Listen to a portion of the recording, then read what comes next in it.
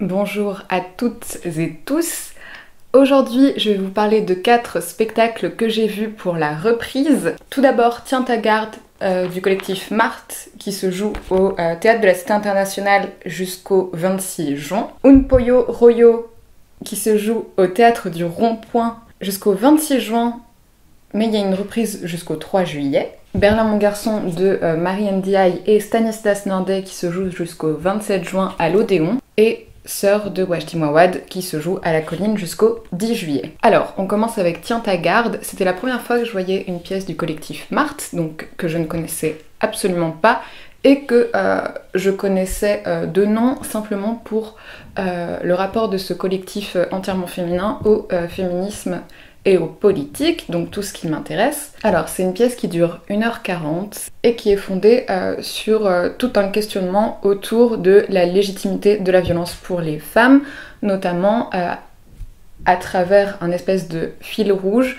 qui sera un cours de self-défense entre 3 femmes et une prof, et ce fil rouge en fait va être entrecoupé d'espèces de petits sketchs, un peu à la manière des chiens de Navarre. Enfin, j'ai vraiment pensé aux chiens de Navarre tout au long du spectacle parce que c'est à peu près la même énergie, j'allais dire, c'est-à-dire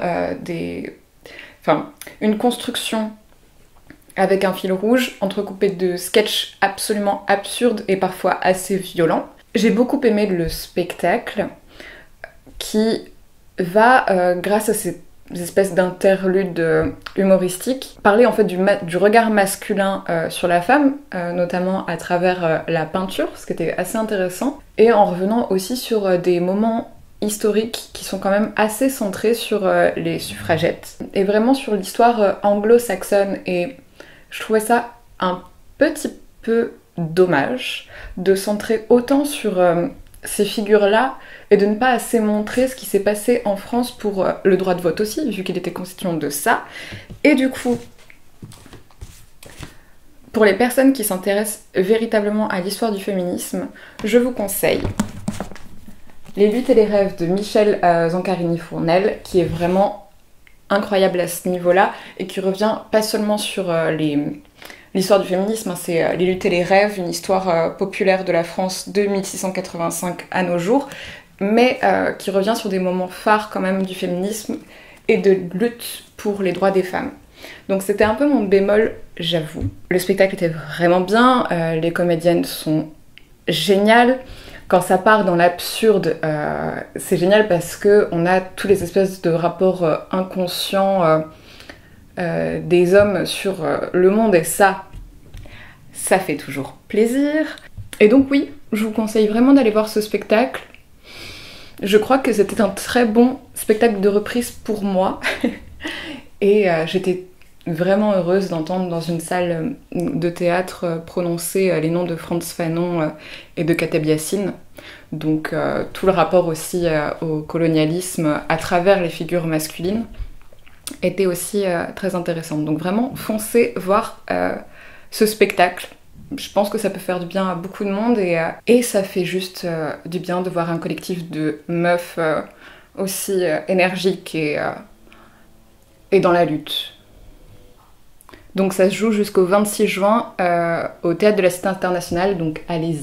Ensuite, je suis allée voir Un Pollo Rollo au Théâtre du Rond-Point. C'est un spectacle assez particulier parce qu'il s'agit en fait de deux danseurs, je crois qu'on peut les appeler comme ça, donc de 2 danseurs qui, sans musique, sans rien, vont faire des espèces de chorégraphies qui symbolisent le désir homosexuel. J'ai été assez gênée dans le spectacle par une chose qui a fait que j'ai pas réussi à me plonger entièrement dans le spectacle. Mais c'est pas du tout à cause des interprètes, c'est à cause du public cette fois, et je crois qu'il faut parler de ça. Au début, j'hésitais même à parler de ce spectacle, mais j'aimerais revenir sur ce point. C'est-à-dire que c'est un spectacle à vocation humoristique. Ça, il n'y a pas de doute, parce que lorsque les interprètes vont mimer des animaux ou j'en sais rien, il y a une volonté de faire rire. Et ça, je n'enlève pas dans la pièce. simplement, il y a à certains moments qui sont plus tournés vers l'érotisme, et ça, c'est aidé par des jeux de lumière, c'est aidé par le corps, ou pour avoir justement ces côtés humoristiques, on a aussi besoin de moments de sérieux. Des spectateurs riaient ou faisaient des bruits dans des moments érotiques ou plus tournés vers l'homosexualité en elle-même. C'est-à-dire que lorsque deux danseurs s'embrassent, deux danseurs hommes s'embrassent pour montrer le moment où le désir va se concrétiser, rire ou faire des berques ou j'en sais rien, à part de l'homophobie, je vois pas ce que c'est. Et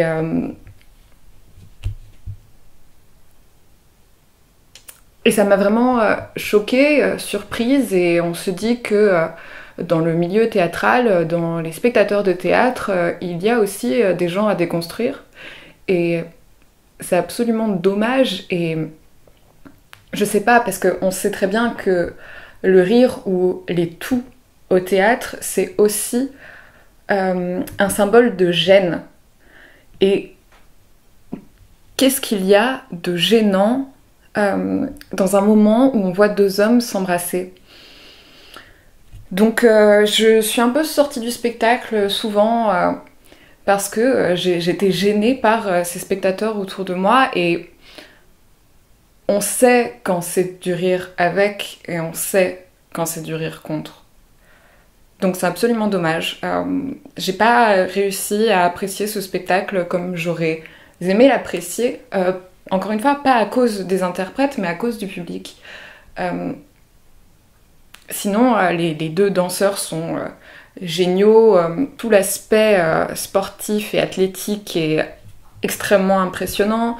Cette espèce de recherche entre deux êtres qui veulent à la fois se séduire, mais à la fois ne pas succomber au désir, c'est assez beau, c'est assez poétique, c'est drôle. Donc, je vous conseille d'y aller, je pense. Mais j'espère que le public n'est pas comme ça tous les soirs. Donc, si vous êtes peut-être sensible à l'homophobie ambiante, n'allez pas voir ce spectacle parce qu'on sait jamais comment un public réagit en fait. Et c'est triste que j'ai besoin de dire ça, mais voilà. Donc je sais pas si le théâtre du Rond-Point peut faire quelque chose. Je sais pas, mais je suis absolument désolée du déroulé de ma soirée par rapport à ce spectacle. Ensuite, je suis allée voir Berlin mon garçon de Marianne Diaye, mis en scène par Stanislas Nordet à l'Odéon. J'avais vraiment envie d'aimer ce spectacle. J'avais vraiment envie d'aimer ce spectacle, mais j'ai un énorme problème avec. Et d'habitude, je parle pas des spectacles que je n'ai pas aimés. Enfin là, j'ai aimé le spectacle, mais je suis déçue, on va dire. Plus comme ça. Je voulais vous en parler parce que j'aimerais avoir des retours sur ce spectacle. Donc, c'est un spectacle qui parle du terrorisme, et cette pièce est une commande de Stanislas Nordet auprès de Marianne Diaye sur la thématique du terrorisme. C'est un sujet qui est extrêmement compliqué à aborder, surtout qu'il y a plein de formes de terrorisme, donc il y avait la possibilité en fait d'en faire quelque chose qui sorte de visions stéréotypées, voire j'allais dire réactionnaire, mais oui, l'espèce de conception de la droite plaquée sur le terrorisme, parce qu'il y a du terrorisme écologique, parce qu'il y a du terrorisme de gauche, parce qu'il y a plein de sortes de terrorisme. En ne voulant pas prendre parti sur quel terrorisme on, met en avant, non, qu'on présente, en fait, on ne sait absolument rien, et c'est un texte qui, je trouve, est très naïf sur sa conception du terrorisme, et qui, en plus, n'en dit rien. Et c'est très décevant, en fait. Enfin, parce que dans des sujets comme ça, je m'attends à quelque chose d'un peu fort, pas forcément une critique, on s'en fout de ça, mais au moins quelque chose de consistant.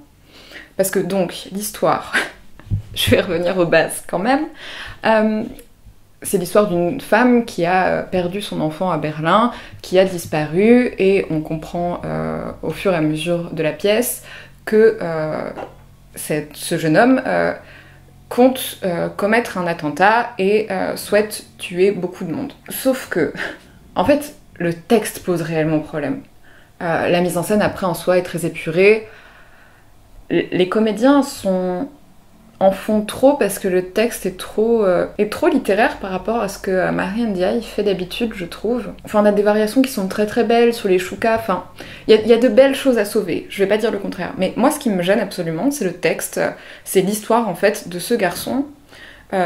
On comprend, enfin, on apprend qu'il s'est radicalisé avec des livres, d'accord, et le seul moment qui prouve la radicalisation, c'est lorsqu'il dit à une cliente de la librairie de son père que ce n'est qu'une prof de province bourgeoise.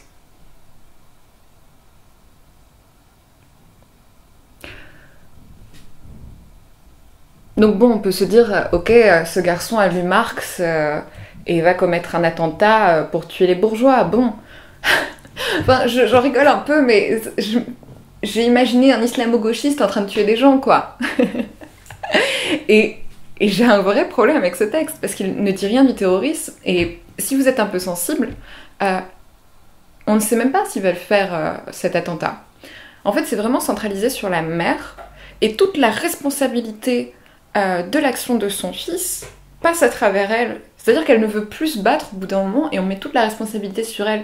Donc en plus, c'est un poil misogyne. Donc je sais pas. J'ai un vrai problème avec ce texte, mais j'ai vraiment envie que des gens aillent le voir et qu'on aille voir ce spectacle et qu'on me dise ce qu'on en a pensé. Parce que bon, après, la mise en scène est assez épurée. La musique arrive au bon moment. Enfin, j'ai passé un bon moment. En vrai, j'ai passé un bon moment, mais c'est juste que je ne comprends pas le texte et je ne comprends pas ce qu'on veut dire du terrorisme avec ce spectacle. Peut-être qu'on veut rien en dire en fait, mais c'est peut-être ça. Et peut-être que moi j'ai mes propres biais par rapport au théâtre politique ou par rapport à des pièces sur le terrorisme, comme j'ai pu le voir dans Ciel de Mouawad ou dans Aquila le tissu d'Antigone de Marine Bachelot-Nguyen, qui sont des textes sur le terrorisme qui me parlent plus, on va dire. Donc allez-y, vraiment allez-y, je pense que vous n'allez pas passer un mauvais moment. C'est juste que je ne comprends pas où on veut aller avec ce spectacle. Et le dernier spectacle que j'ai vu hier, c'est Sœur de Mouawad, qui est un seul en scène d'Annick Bergeron. Et c'est incroyable. C'est vraiment incroyable. C'est l'histoire d'une femme qui est médiatrice et qui va péter un câble un soir et détruire une chambre d'hôtel et rencontrer une autre femme qui a aussi des problèmes liés à l'exil et au Liban, évidemment pour une pièce de Mouawad. J'ai pleuré, et généralement quand je pleure au théâtre, c'est que vraiment je suis touchée au plus profond de mon être, et si j'ai été touchée au plus profond de mon être, je peux que vous encourager à aller voir ce spectacle, qui est d'une poésie sans nom. De toute façon, moi dès qu'il y a de la neige dans un spectacle, j'aime le spectacle, donc mettez de la neige et invitez-moi. Non, le texte est beaucoup moins naïf que ce que Mouawad a l'habitude de faire, beaucoup moins lyrique aussi. Et je sais pas, tout l'aspect psychologique et vraiment humain est très très fin et très très beau. Et la mise en scène, enfin la scénographie est vraiment ingénieuse. Les jeux de lumière sont incroyables. Et c'est même drôle, enfin, Mouawad fait des blagues sur la domotique. Allez-y. Non, j'ai vraiment adoré, et tous les personnages sont joués par la même actrice, donc Annick Bergeron, et elle est sublime, elle est incroyable, et c'est vraiment chouette d'offrir un spectacle comme ça à une comédienne. Ma caméra s'est coupée, mais ce que je disais, c'est que Sœur est vraiment un spectacle incroyable, donc foncez. J'ai même pas tant envie de vous expliquer ce qui se passe dedans, parce que Sinon, je vais vous gâcher le truc, je pense, et je vais vous gâcher la poésie de l'instant. Donc, foncez vraiment. Allez voir Tiens ta garde jusqu'au 26 juin. Allez voir Un Pollo Royo jusqu'au 26 juin. Et allez voir aussi Berlin mon garçon jusqu'au 27 juin. Même si certains spectacles, je les ai moins appréciés, je pense qu'il est totalement probable que ça vous plaise. Moi j'ai mes propres biais, j'ai mes propres attentes au théâtre qui sont pas forcément les mêmes que les vôtres. Et puis on pourra de toute façon en débattre par la suite. Donc c'est chouette aussi qu'on voit les mêmes spectacles, même si je les ai plus ou moins appréciés. Et on se retrouve dans quelques jours pour ma critique de Peer Gynt par David Bobet. Et je vais voir aussi Jamais je ne vieillirai de Jeanne Lazare. Donc j'ai hâte de vous parler de ces spectacles. Et puis, si vous n'êtes pas abonné à ma chaîne, abonnez-vous, likez cette vidéo, et puis moi je vous dis à bientôt pour une nouvelle vidéo sur le théâtre.